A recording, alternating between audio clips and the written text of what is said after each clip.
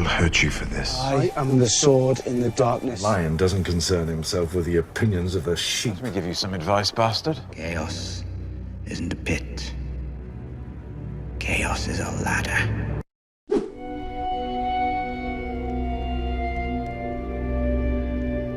The Dance of Dragons, a true telling by Grandmaster Munkin, being a history of the war of Targaryen succession between the Princess Rhaenyra and Aegon, second of his name, that nearly destroyed the realm.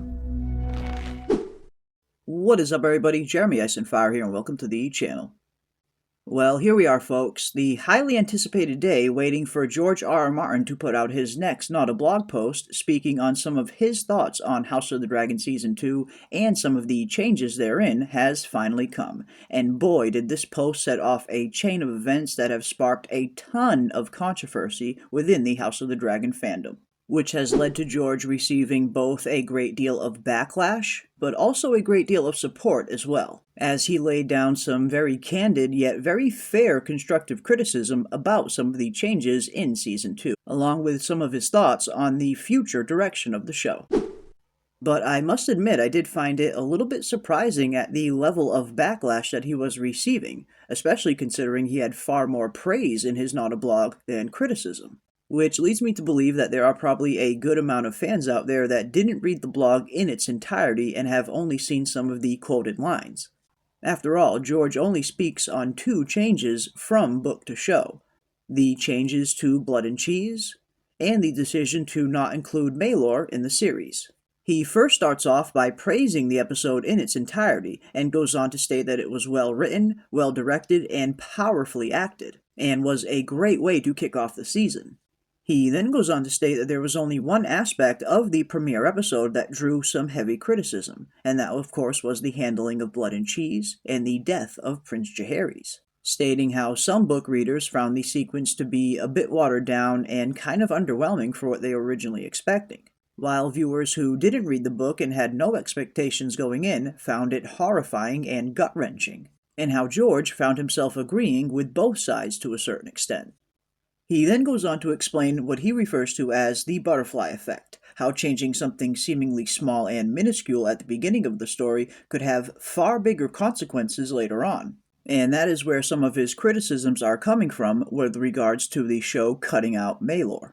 After all, Maelor is a pretty minor character overall in the grand scheme of things, but his impact is felt much harder later on in the story. And George then goes on to explain two significant events that will be either changed on the show or outright removed entirely due to Maelor's absence.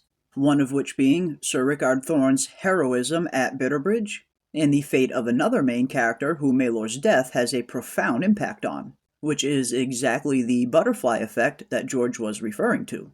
He also goes on to state that he feels like both of these events are a little bit stronger in the book, especially regarding his version and the show's version of Blood and Cheese, which I do tend to agree with George on. The book version of Blood and Cheese is a lot more savage and far more emotional than the show version. History remembers them only as blood and cheese. One night, Queen Helena entered the royal apartments with her daughter and two sons to put them to bed. Without warning, Blood and Cheese burst in, daggers in hand.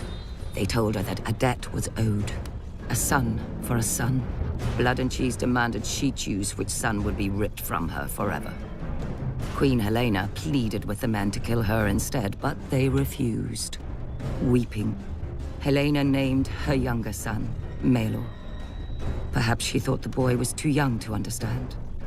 Or perhaps because the older boy was King Aegon's firstborn son and heir. "You hear that, little boy?" Cheese whispered to the younger son. "Your mama wants you dead." Then blood struck off the older boy's head with a single blow. And regardless of whether or not you prefer the book or the show's version of events is entirely up to you. But the big surprise that I have found in this whole thing is the sheer amount of hate that George is receiving for simply speaking his mind and offering his opinion. And I must admit, this is definitely something that has been getting far more prevalent within the Song of Ice and Fire community ever since House of the Dragon first aired, where all of a sudden constructive criticism is now being misconstrued as hate. which is a little bit worrisome when considering where the future of the A Song of Ice and Fire fandom is heading. If constructive criticism and one speaking their own opinion is going to be demonized within the fandom, then the fandom as a whole is certainly heading down a very toxic and unhealthy road, which unfortunately is something that the House of the Dragon community as a whole is directly contributing towards. At the end of the day, most of us are true A Song of Ice and Fire fans, and we should be able to agree or disagree with each other respectfully without having to devolve into this kind of chaos. And to see the blatant disrespect for the man that created this entire world in the first place has been very off-putting as a fan. While at the same time, a big portion of those same fans are going to great lengths to excuse Ryan Condal's decisions and all of the massive changes he has made to the source material. And considering all of those changes, I would say that George R.R. Martin took it very easy on HBO and on Ryan Condal as a whole compared to some of the things that he could have said. I've also heard it discussed that George deleting his post is in some way an indication that he doesn't mean what he said or maybe had a change of heart, and I don't think that is necessarily the case. It seems more likely that HBO probably reached out to George and asked him to take the post down because there were some very heavy spoilers therein. I've also heard the conversation going around how George should have brought some of these concerns to Ryan in private, and if anyone has been keeping up with George's Not a Blogs, you would know that he did exactly that, but his concerns were ultimately ignored. And even if George hadn't brought these concerns to Ryan previously, this is George R.R. Martin's world at the end of the day. If anyone has earned the right to speak their mind and levy some fair criticisms, it is definitely him. And in my opinion, these criticisms were incredibly mild to say the least. There's also been some pretty interesting conversations going around wondering how much involvement George will have with House of the Dragon going forward.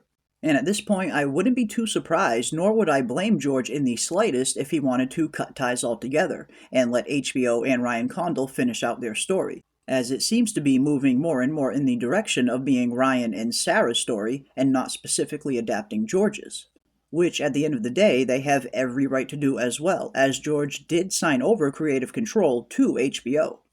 But on a personal level, I wouldn't be too surprised if George did feel a little bit betrayed by Ryan after all of these changes. After all, George went through a very painful negotiation dealing with HBO and D&D when regarding the final season of Game of Thrones, and how he very much wanted it to continue on. So I wouldn't be too surprised if he just walked away and didn't want to go through that entire ordeal all over again, which would in turn give him more time to finish Winds of Winter and more time devoted to helping out Dunk and Egg and potentially Aegon's Conquest, along with the multitude of other A Song of Ice and Fire shows that are in pre-development. But whatever George goes on to decide, I certainly will support his decision. At the end of the day, whether you're a show fan or a book fan or both, we all have George to thank for creating this incredibly complex and intriguing world that we all love, and in my opinion, that has certainly earned him the right to speak his criticisms publicly if he so chooses. And I believe that that sentiment goes both ways, as George himself is certainly not above criticism either. After all, anyone who has been subscribed to my channel for long enough certainly knows that I have been very critical of George and the long-awaited Winds of Winter. But at the end of the day, I truly believe that constructive criticism is vital and even necessary to a healthy fandom. At the end of the day, criticism is something that is there to help us grow as creators, help us grow as writers, or whatever your field may be in. It's meant to help us improve in some areas that we may be lacking and shine some light on areas that we may be strong in. Without constructive criticism, half of the incredibly impressive accomplishments in art, music, science, television, and in other areas probably never would have happened at all. Which is why demonizing it is an incredibly slippery slope and not very conducive to creative thinking. And it's certainly something that we are seeing happening more and more frequently these days, whether it's movies, television, or anything in between. Criticism has been met with more and more vitriol over the years, as opposed to it being taken in stride and actually considered. But overall, speaking purely as a fan, it is a little unfortunate to see the fandom go down a path like this. We should be able to agree or disagree with each other publicly and still remain cordial afterwards. After all, just like A Song of Ice and Fire and the characters therein, we all come from many different walks of life and have many different beliefs, and that is totally okay. Humans are incredibly complex, so it stands to reason that none of us are going to consume media the exact same way as the other, and nor should we. There certainly is nothing wrong with disagreeing on a certain show or movie or whatever the subject may be, but we should be able to keep it respectful when all is said and done. And hopefully we can start embracing constructive criticism more and more instead of vilifying it, or mischaracterizing it as hate. But that is going to do it for us today. Just wanted to give some of my thoughts on some of the recent George R. R. Martin controversy that has been going around. But until next time, stay safe in this crazy world that we find ourselves in. And as always, keep those tinfoil hats on, folks, and I will see you on the next one.